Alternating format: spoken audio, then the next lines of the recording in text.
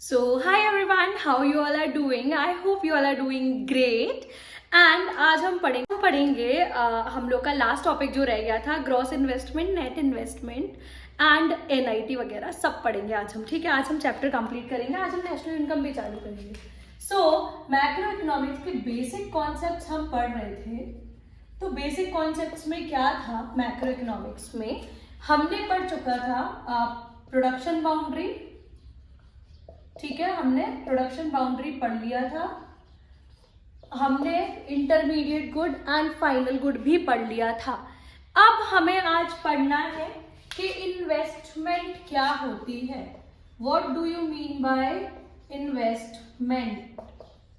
ठीक है, what do you mean by investment?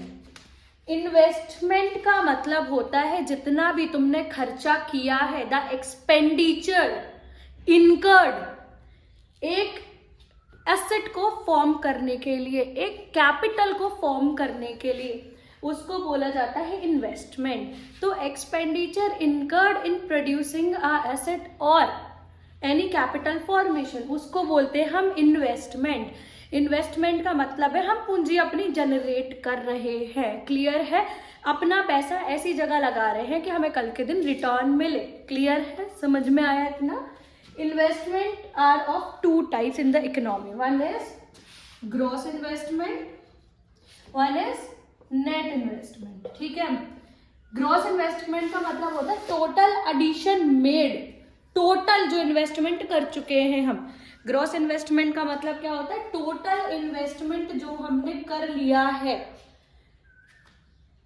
Net investment का मतलब होता है कि जो एक्चुअल इन्वेस्टमेंट हमने करी है, जो एक्चुअल इन्वेस्टमेंट हमने करी है, ये टोटल इन्वेस्टमेंट होती है, ये एक्चुअल इन्वेस्टमेंट होती है. अब एक्चुअल इन्वेस्टमेंट कैसे क्या होती है?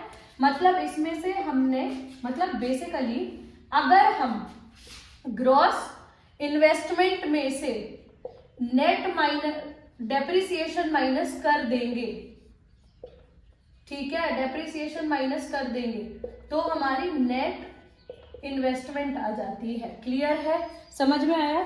तो ग्रॉस इन्वेस्टमेंट वो इन्वेस्टमेंट होती है जो टोटल इन्वेस्टमेंट करी है इकोनॉमी में without making allowance for depreciation. Net investment refers to the actual investment after making allowance for depreciation. अब डेप्रिसिएशन क्या होता है? As you have studied in your class 11, like whole chapter, पूरा depreciation का chapter हमने पढ़ा था क्लास 11th में. ठीक है, तो डेप्रिसिएशन का मतलब क्या होता है? डेप्रिसिएशन का मतलब होता है कि अब हमने कोई चीज पिछले साल खरीदी थी, अभी तक चला ली. मान लो मैंने फोन खरीदा 1-2 महीने पहले, ठीक है, अब मैंने 2 महीने चला लिया तो उसकी वैल्यू कम हो जाएगी ना. मैंने मान लो 50,000 का फोन लिया, तो क्या अब जो अगर 2 महीने बाद में उसको बेचूंगी तो वो 50,000 का बिकेगा क्या? नहीं बिकेगा, वो कम का बिकेगा. तो डेप्रिसिएशन का मतलब fall in the value of asset. Asset की वैल्यू में गिरावट आ जाना. असेट्स की वैल्यू में क्या हो जाना? गिरावट आ जाना. क्यों आती है गिरावट? या तो आपने नॉर्मल चला लिया, नॉर्मल वियर एंड टियर, तुमने नॉर्मली चला लिया उसको. पैसेज ऑफ टाइम, देखो टाइम भी हो गया, ठीक है, टाइम भी हो गया, चीज को लिए 2-3 महीने हो गए. And expected obsolescence. Expected obsolescence का मतलब क्या होता है? Change in technology. Technology change हो गई होगी भाई. ठीक है, आज हमने फोन खरीदा, 2 महीने बाद शायद कुछ दूसरी टेक्नोलॉजी आ गई हो, अब नहीं चलेगा ये फोन. क्लियर है? तो डेप्रिसिएशन का मतलब क्या होता है? Depreciation refers to fall in the value of asset due to normal wear and tear, passage of time and expected obsolescence. Clear है इतना? समझ में आया? अब हमको पढ़ना है एनआईटी क्या होता है. नेट इनडायरेक्ट टैक्सेस क्या होते हैं? तो एनआईटी का मतलब होता है indirect taxes, indirect taxes minus subsidy.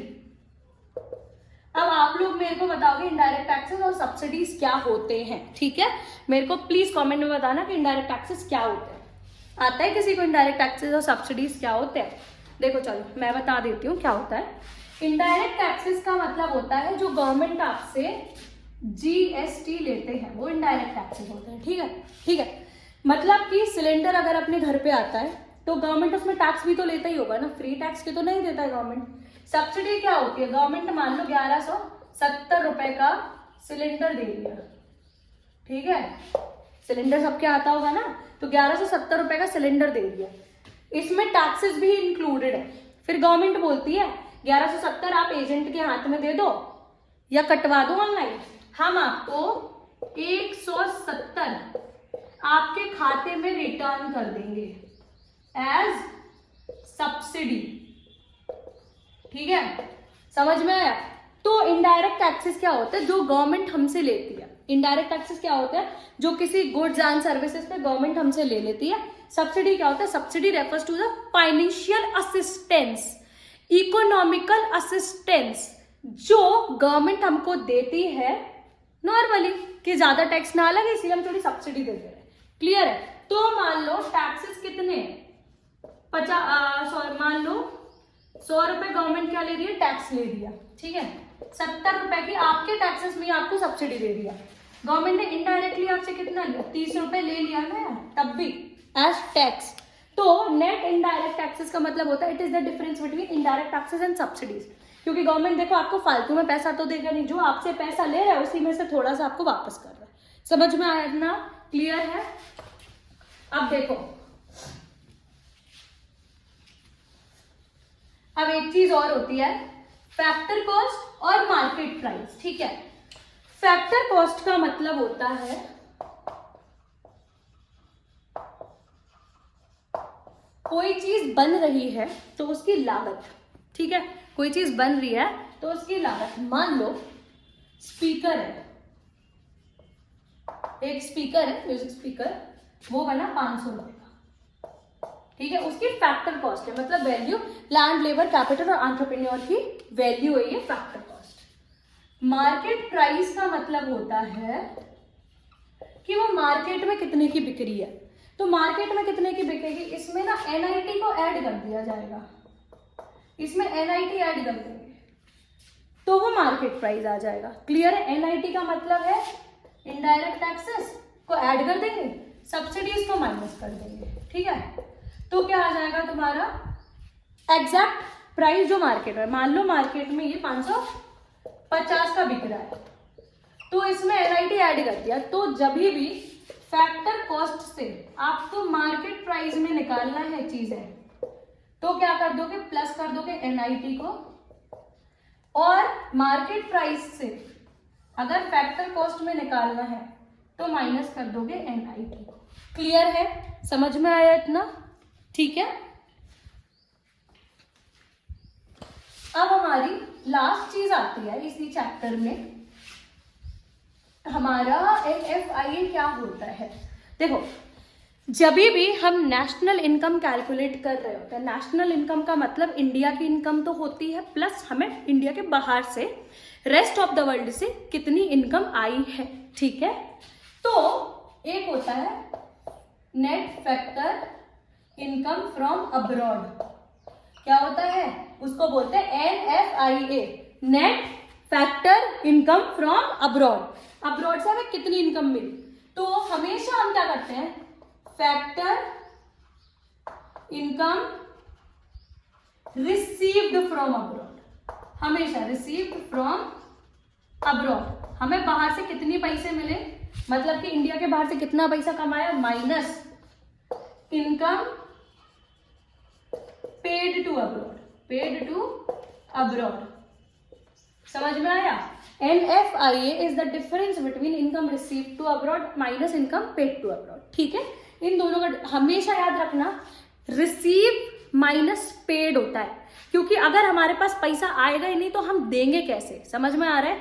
तो income received from rest of the world, मतलब इंडिया के बाहर से कितनी इनकम रिसीव हुई है, माइनस कितना पे किया इंडिया के बाहर, ये जो भी आएगा ये NFIA आ जाता है। ठीक है, हमेशा नेशनल इनकम निकालने के लिए तो आपको ये करना, income received from abroad minus income paid to abroad. कैसे भी मिल सकती है income received from abroad minus income paid to abroad.